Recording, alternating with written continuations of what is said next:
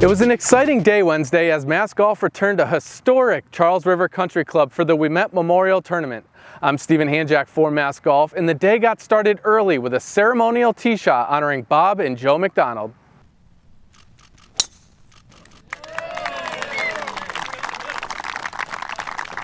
That ceremonial tee shot kicked off some fine play in the morning by defending champ Chris Francois, who shot 67 and is tied for the lead after round one. I was trying not to think about last year. Obviously I won, but this is a new year. Been playing pretty well, so I hadn't seen the course in a few years, so I was trying to be a little conservative off the tee and coming into greens, but now that I saw it today, I can adjust my game plan going into tomorrow. Matching Francois' 67 was Kyle Tibbetts, who leaned on 3 late birdies in his round to grab a share of the lead. Yeah, so I think it's 14, and I hit a 6-iron and just went way right. It rattled around in this tree for a little bit and kicked right, and I was probably a foot in from the hazard. And I hit a flop shot from there, and it rolled like 15, 20 feet, just trickle, and finally dropped. So it was a pretty lucky break to stay in, and then I would say it was maybe 50% skill, 50% luck that it dropped, but I'll take the 2 no matter what. Yeah, so I hit a low driver, and it came up just short of the cliff, and I had a 3-wood in my hands, and then grabbed a hybrid, thinking it was too much club, and the ball came up like 20 yards short, but it was a nice area, just a little pitch up there to about 4 feet, and made that one, which was great. So take 4 there, and then the next hole, driver, 5-iron, and I hit a low bullet 9-iron to probably 2.5 feet just beyond the hole, and all I had to do was tap it and it dropped in. One back of Francois and Tibbetts is Dylan Brown, who was the only other player to break par on the day. Moving over to the women's division, it's no surprise to see Shannon Johnson and Megan Buck at the top of the leaderboard.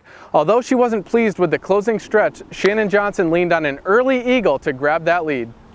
Also in the hunt is Jackie Gonzalez, who is excited to be competing at her home club in a Mass Golf event.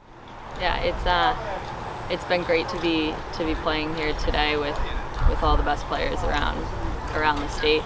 I've never played a Mass Golf event like at my home course, so it's a cool experience to kind of feel like you know what you're doing. You've been here before, so it was great, and it was fun to see all the excitement up here this morning.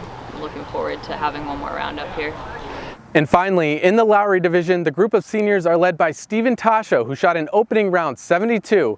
He's trailed by Brian Coakley, who shot 73 and leaned on his home course knowledge. Up and down the field, players have been raving about Charles River Country Club, especially Bob Lynn.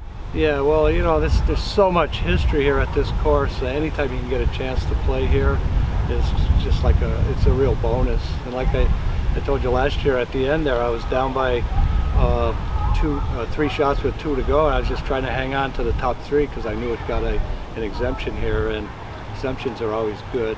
You don't have to go through it. Well, plus this is an invitational.